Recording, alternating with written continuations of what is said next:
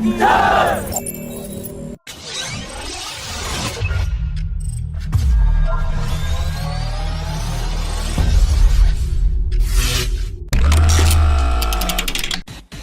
Indian Navy is all set to push for a grant of acceptance of necessity for the third aircraft carrier, and the Navy chief has consistently maintained that the need for the 65,000-ton aircraft carrier remains non-negotiable. In order to balance the cost of the third carrier, the Navy has reduced the number of carrier-borne fighter jets from the original requirement of 57 fighter jets to 36. Top experts have said that the investment made on carrier production facilities at Cochin shipyard would become redundant if the program is closed, and will also result in the loss of skilled and trained manpower.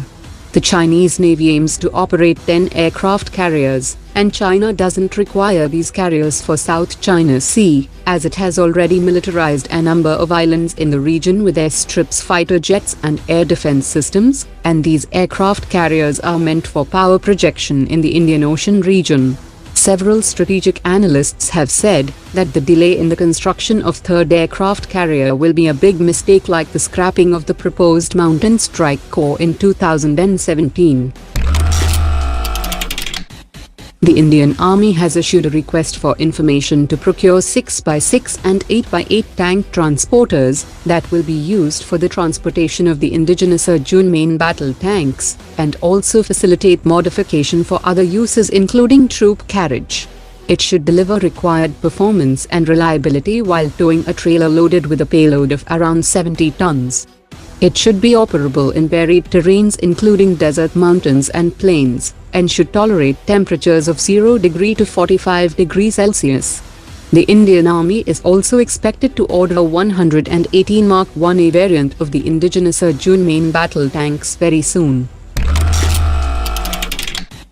The DRDO has started a thorough investigation into last week's barrel burst incident of the indigenous ATAGS howitzer, which was undergoing its last stage of testing, and this comes at a time when India has banned the import of howitzers from foreign countries.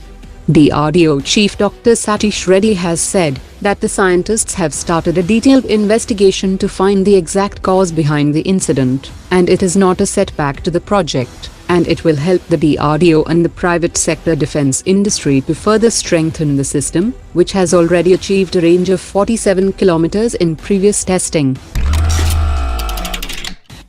In a significant development, Indian Navy ships had been constantly tracking a Chinese spy vessel which had entered the Indian Ocean region from Malacca Straits last month. After being under constant watch by Indian Navy ships and maritime aircraft, the Chinese spy vessel has recently returned back to China, which wanted to gain sensitive information about Indian maritime territory for submarine operations, as well as tracking Indian maritime movements in the region. The Minister of State for Defence has said that out of the total 48 capital acquisition contracts signed with Indian vendors from April 2019 to July 2020, 30 contracts were signed with Indian private sector companies, while 18 contracts were signed with public sector units.